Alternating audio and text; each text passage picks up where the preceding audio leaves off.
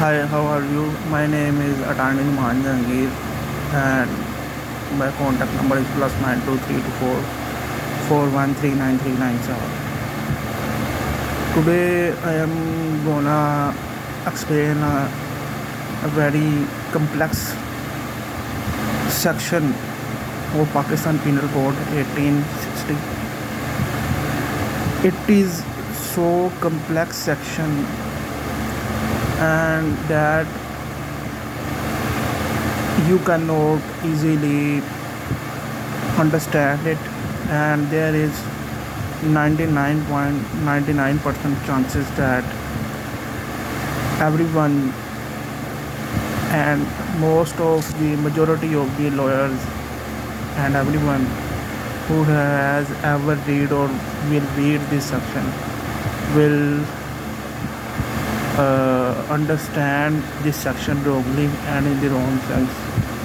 So today I am gonna explain that very section. So let's start.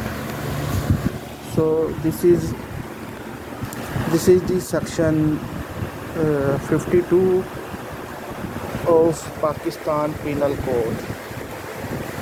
Noted. This is a Pakistan Penal Code. It XLV means 2045 of Act 45 of 1860.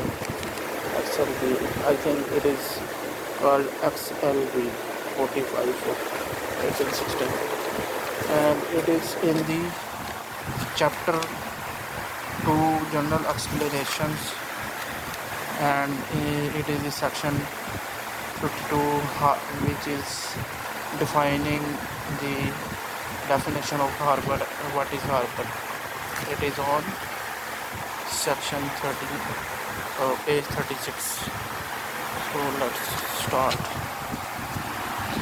So first of all, I am gonna read the text of this section. Section 52. Let's start.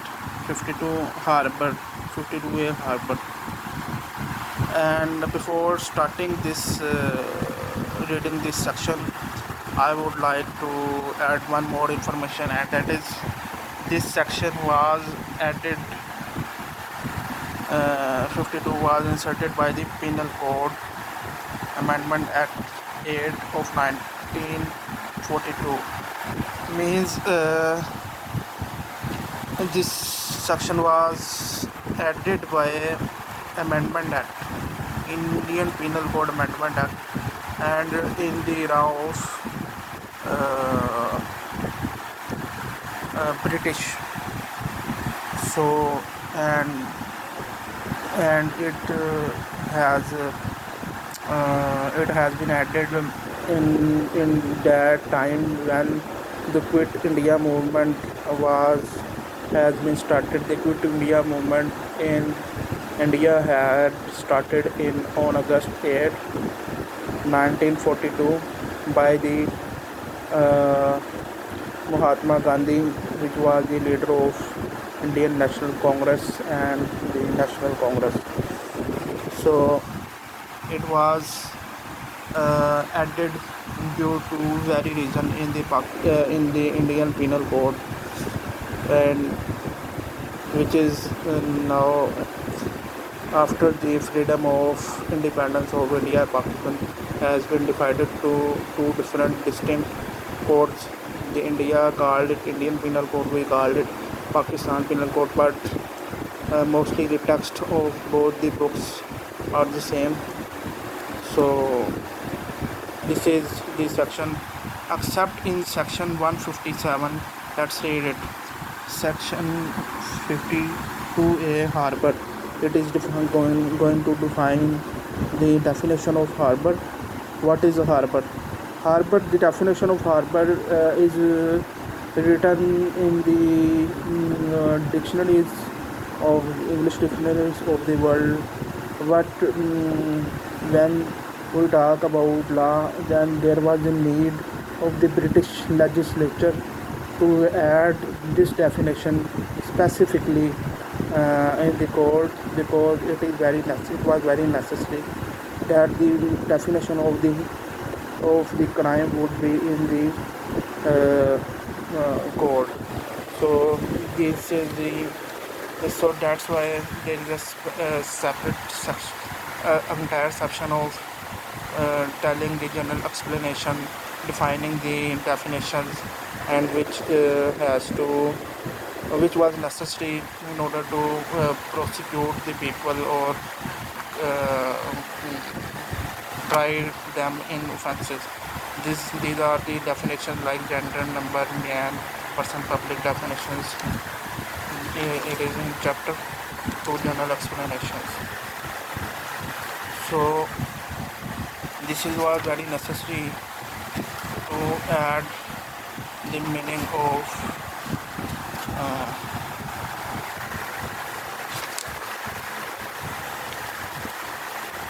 general meaning of harbor.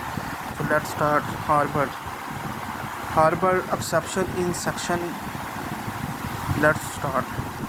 Section 52A harbor except in section 157 and in section 130 in the case in which the harbor is given by the wife or husband of the person harbored. The word harbor includes the supplying a person with shelter, food, drink, money, clothes, arms, ammunition, or means of conveyance, or assisting a person by any means, whether of the same kind as those enumerated in this section or not, to avoid apprehension. First of all, I would like to say that it is very unfortunate that this is the book written by some lawyer whose name is Ahsan Suhail Agdam and Shahid Hussain Qadri, Advocate Supreme Court, lecturer Punjab University Law College, devised and up to date. But these peoples too don't have the common sense, or they don't have made an effort to understand this section and add this its commentary and its explanation in the commentary. In the commentary, you will see that it is written, a person is said to harbor another person who has committed an offense or who is seeking to evade arrest when he supplies that other with shelter, food, drink, money, clothes, arms and ammunition, or means of conveyance, or assist that other by any means, whether of the same kind as enumerated or not, to evade arrest. This is the commentary of this book, Pakistan Penal Code, and they haven't added the basic explanation of this section. Everyone who is reading this section can understand easily what is written in the section, and the comments which is given. Everyone can understand these phrases and this what is written in the section. But the place and the topic and the phrases which needs to be clarified, they have missed most of the all. And when you read the section, you will see the two clauses. First of all, this is the first clause which starts from accept. It starts from accept and ends on harbored. This is the first clause. Got it? This is the first clause. This is the first clause which is ends on harbor. And now from this place, the word, the second clause ends at here. Got it? This is basically the two clauses: accept clause and the basic definition of harbor. So when you read the section, apparently you will commonly and mostly you will consider it that it is written that it is written as that, except in section 157 and in 130 in the case in which the harbor is given by the wife or husband of the person harbored. So before I explain this except clause, I would like to read this section 157 and 130. So let's move to the section 157, because it is very necessary to read the section 157 and 130. First of all, I am going to read the section 130. So it is the section 130 of Pakistan Penal Code. What it says, section 130, aiding escape of, rescuing or harboring such prisoners, aiding escape of, rescuing or harboring such prisoner. Whoever knowingly aids or assists any state prisoner or prisoner of war in escaping from lawful custody, or rescues or attempts to rescue any such prisoner, or harbors or conceals any such prisoner who has escaped from lawful custody, or offers or attempts to offer any resistance to the recapture of such prisoner, shall be punished with imprisonment for life or with imprisonment of either description for a term which may extend to 10 years, and shall also be liable to fine. Explanation: a state prisoner or prisoner of war who is permitted to be at large on his parole within certain limits in Pakistan is said to escape from lawful custody if he goes beyond the limits within which he is allowed to be at large. So basically this section is telling that anyone who will aid in escaping or rescuing or harboring such the person prisoner who is the state prisoner or prisoner of war and who is running from the lawful custody, then he will be punished under 6 section. Basically this section has been added in order to punish all those people who commit the mutiny and who are the offender of the state. So basically this section was added for due to that reason. So this is the section 130. This was the definition of 130, and in it was given that he will be given the punishment with shall be punished with imprisonment for a life imprisonment or imprisonment of either description for a term which may extend to 10 years, shall also be liable to fine. Now we will talk about section 157. So what 157 says?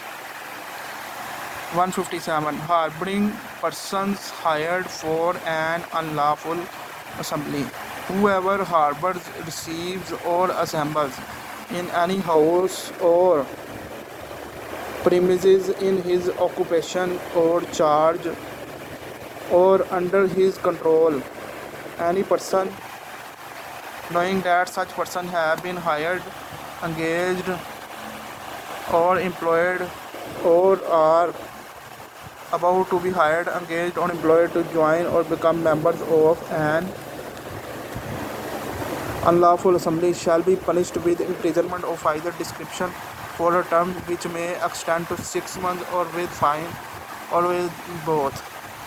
So this section 157 is basically talk about harboring persons who will develop the unlawful assembly, and it is basically relating to the writers who commit riots and who join the unlawful assemblies to do any offences. So in it you can see that in which the maximum punishment for the offender who harbors those unlawful assembly members is 6 months. Earlier in section 130 we have seen that the imprisonment was life, and it was one for maximum 10 years.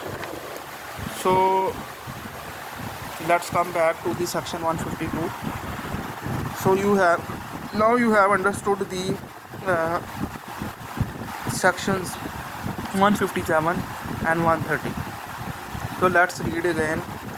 Accept harbor, section 22 a harbor. Accept in section 157 and in section 130 means section 157. What was section 157? Section 157 was relating to the writers, in which the punishment was extended to the 6 months, and one section 130 was relating to the prisoners of the state, in which the punishment was life imprisonment and of 10 years and with fine. So it is saying that accept in means exception in section 157 and 130 in the case in which the harbor is given by the wife or husband of the person harbored. It is so basically it is talking that section exception, there is an exception where section 157 and 130 in the cases where the harbor is given by the wife or husband the harbor. Got it? So this is telling, this first class is telling this. Now the next class says the word harbor includes the supplying a person with shelter, food, drink, money, clothes, arms, ammunition, or means of conveyance, or assisting a person by any means, whether the same kind as those enumerated in this section or not, to evade apprehension. So this is basically telling the criteria that what is the word harbor means and includes. So apparently you will understand the meaning of the first clause, that everyone who is husband and wife and in section, according to section 157 and 130, who will commit the crime under section 157, it was writer, in which the punishment is 6 months, and section 130 in which the punishment is life imprisonment. When you will read it manually, you will think that, and everyone will think that, even the most and experienced lawyer and majority of the people, even the judges, will think that the meaning of this section is that every husband or wife who commits or gives the harbor under section 157, 130 means 157 means writing case and 130 means prisoner of war case, then he is immune from being he will not be added as a in the definition of harbor, means the definition of harbor is not applied to them, means they are immune from being punished, but this is not the case. In order to clarify this section further, I would like to read some other sections where the word harbor is mentioned. So let's move to the other sections. Section we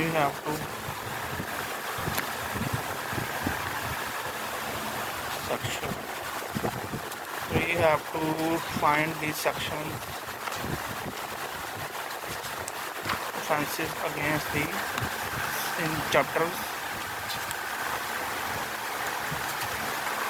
offenses against the state and waging waging or attempting to wage a war, conspiracy, concealing with intent, defining, assaulting president, sedition, waging war against, committing depreciation, deception, compelling someone voluntary public servant, aiding, escape against state. Or okay.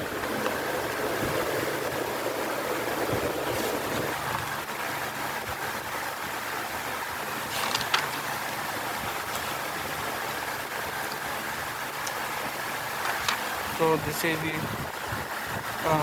chapter 11 of false evidence and offences against public justice. Here again the word harbor is mentioned in section 216 and 212, harboring offender, and 216,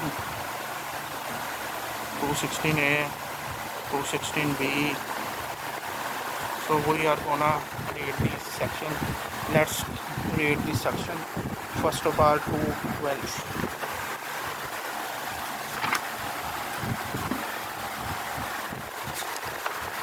What it says.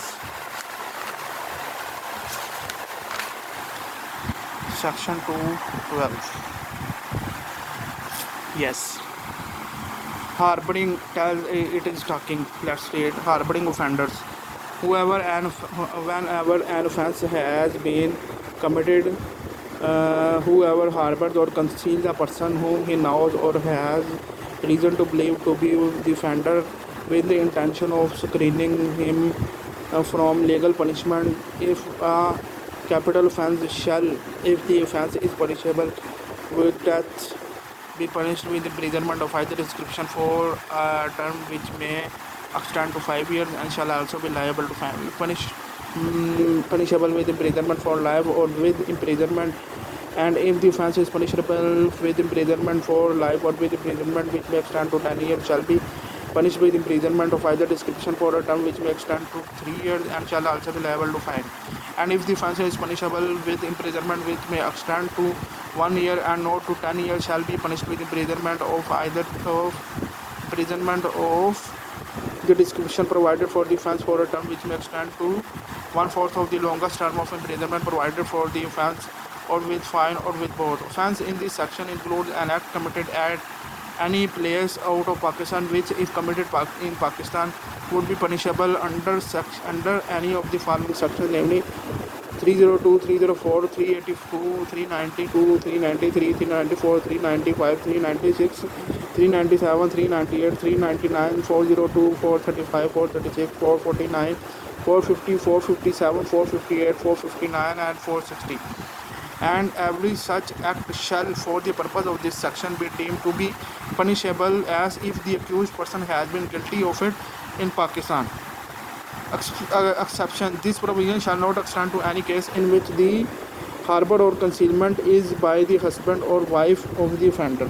So basically this was the reason, this is the exception sentence due to which I have read this entire section. You can read that there is the exception is written in the main section 212, harboring offender. This provision shall not extend to any case in which the harbor or concealment is by the husband or wife of the offender. Means where husband or wife will harbor, then this section provision will not apply, and he cannot be punished no matter what he does under this section. Police cannot arrest the spouse.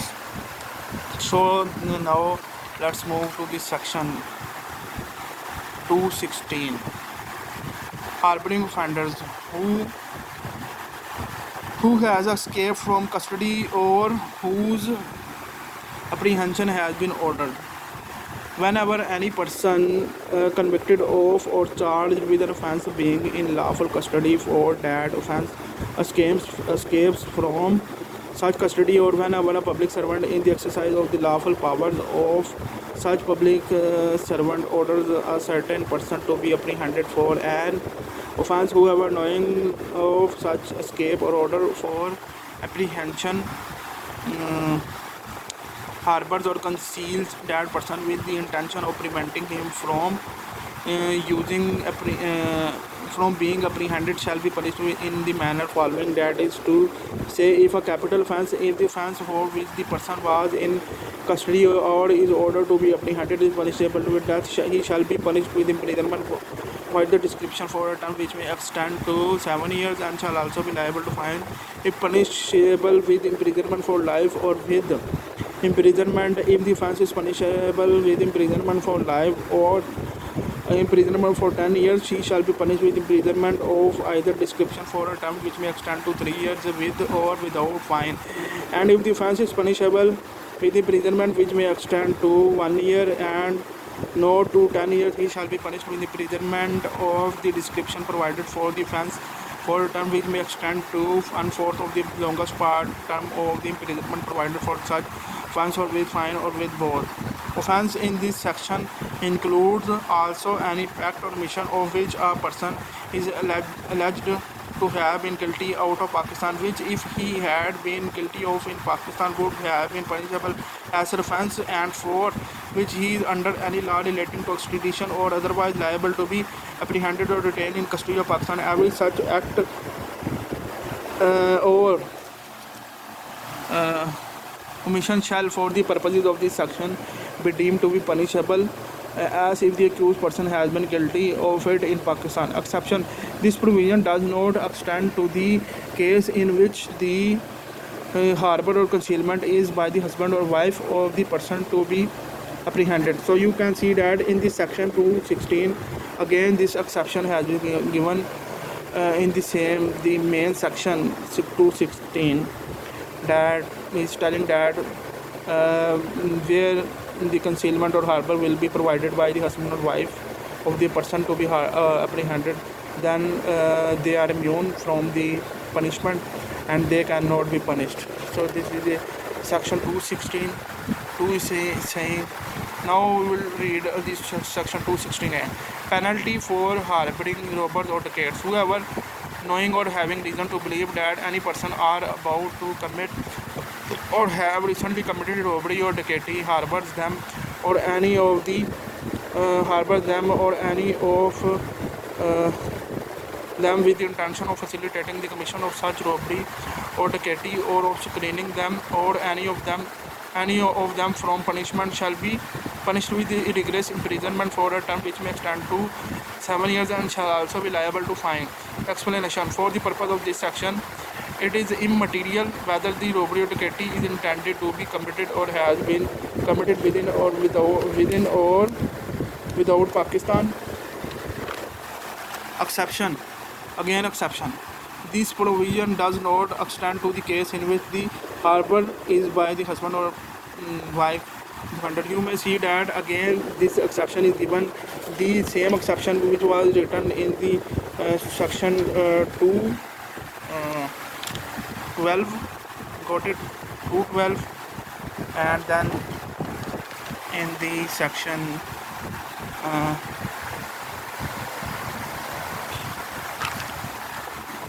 216, here too it is given the exception of harbor, and 216a exception is given to the husband and wife, and 216b definition of harbor in section 212, 216 and 216a omitted by the definition of harbor. Here it was the definition of harbor, but it was being omitted by the Penal Code Amendment Act 1942 section 3. So this definition had been amended, and this was the reason that they omitted the definition from this part and brought it to the main explanation part of the Pakistan Penal Code, general explanation part of the Pakistan Code, and added as a completed new section as 52A, where it was 36. So in 36, let's get that. So basically you can see that in section 157, let's go to the 157 again. 130 and 157. 130 and 157.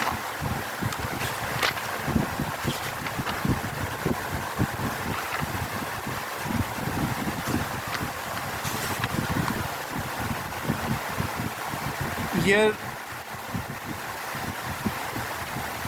let's read again. Aiding escape of rescuing or harboring such prisoner. Whoever knowingly aids or assist any state prisoner or prisoners of war in escaping from lawful custody or rescues or attempt to rescue any such prisoner or harbors or conceals or any such prisoner who has escaped from lawful custody or offers or attempts to offer any resistance to the recapture of such prisoner shall be punished with imprisonment for life or with imprisonment of either description for a term which may extend to 10 years and shall also be liable to fine. A state prisoner or prisoner of war who is permitted to be at large on his parole within certain limits in Pakistan is said to escape from lawful custody if he goes beyond the limits within which he is allowed to be at large. So we have read the entire section, and have you seen the exception of husband and wife in this entire section? No, we are not seeing the husband and wife immunity section here in this section of 130. And now let's move to the section 157. 157. Read it again. 157. Harboring person hired for an unlawful assembly. Whoever harbors, deceives, or assembles in any house or premises in his occupation or charge or under his control any persons, knowing that such persons have been hired, engaged, or employed, or are about to be hired, engaged, or employed to join or become members of an unlawful assembly, shall be punished with imprisonment of either description for a term which may extend to 6 months or with fine or with both. This is the point where the entire section ends. But again, you are not seeing the exception of husband and wife or immunity. Here exception is not written. So this in section 157 and in section 130 the exception is not written and immunity is not given to the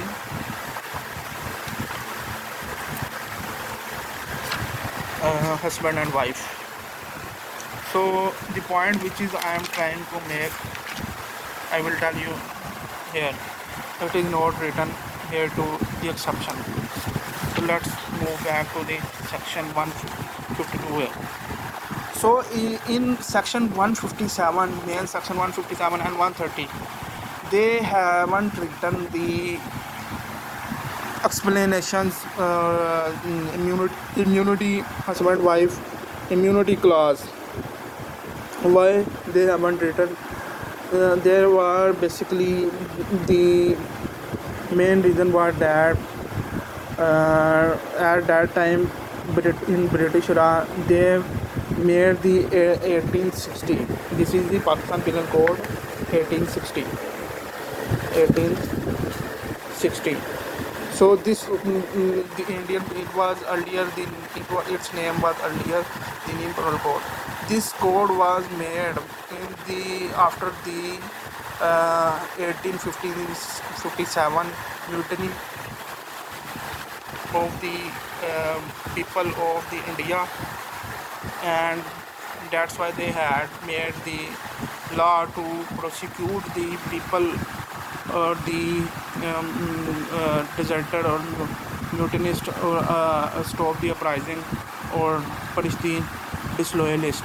So they had made and that's why they had added the section 157 and 130 in that penal code, and that's why they intentionally didn't write the immunity clause in section 157 and 130. So if they didn't write the section immunity clause in section 157 and 130, then logically why they would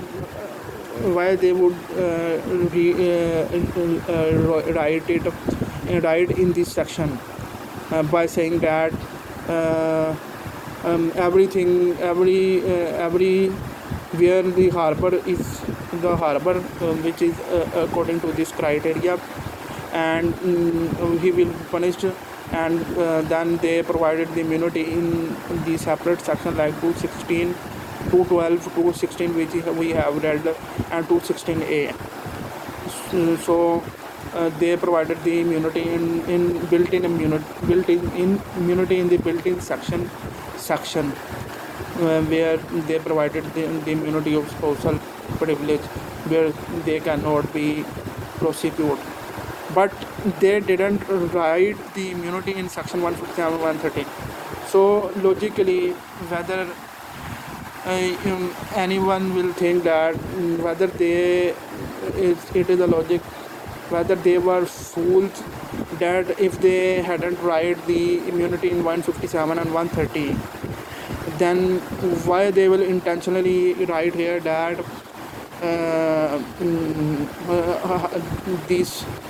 the offences under section 157 and 130 where husband and wife provide harbor will be immune.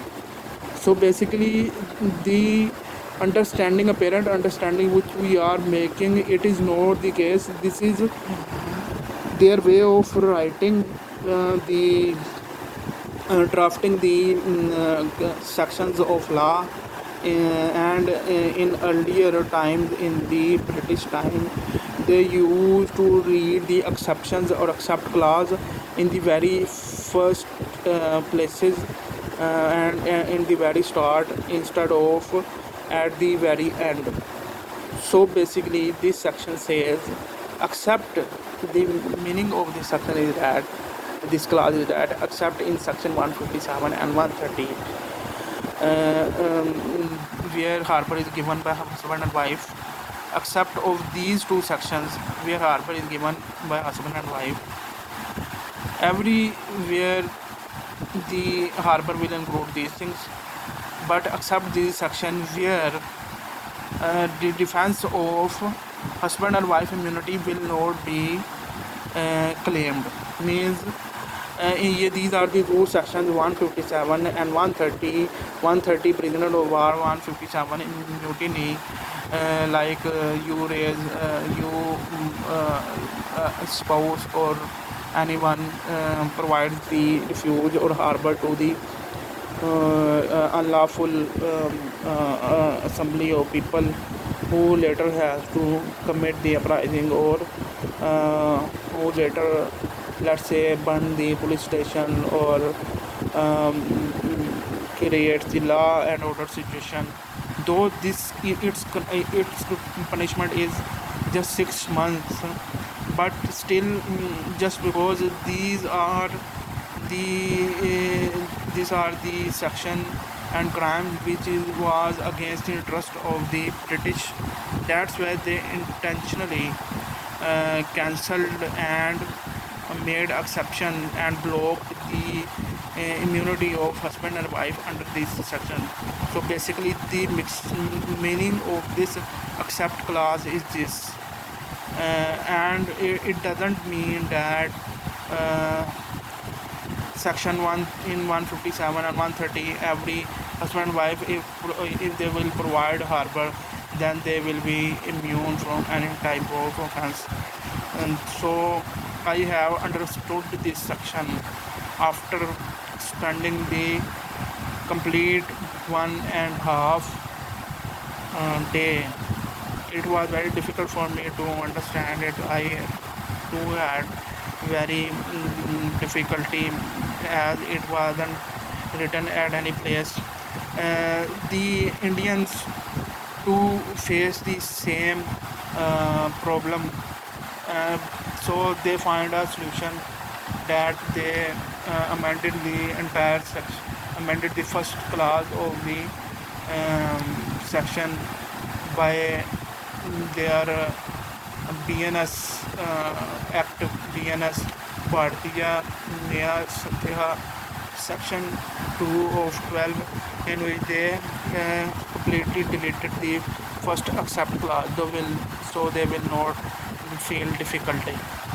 So and if they will not, and if suppose if the British did not will not enter this accept clause, then this definition, the word harbor include, this definition would have applied to the entire sections, entire code of Pakistan Penal Code, and then whenever the case regarding 157 and 130 would come, then the lawyers would have said that in 216 and 212 and 216A, my lord, the exception is immunity is granted to the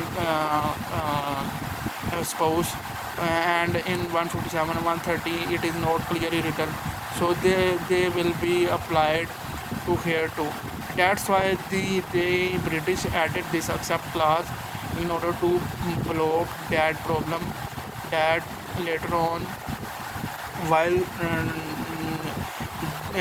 making the translation and definition of the harbor, they will not claim that in the main 52A clause harbor, the definition of harbor is this, and they are hence immune from 157 and 130. This is a very big, difficult, complex, and controversial section. I hope you people who will not make a mistake. I have seen multiple videos, hundreds and thousands of YouTube videos, and not a single person had understood this section in its true sense. Everyone was defining it and making and understanding its definition as 157 and 130, the wife and husband will be immune to, but this is not the case. So thank you so much.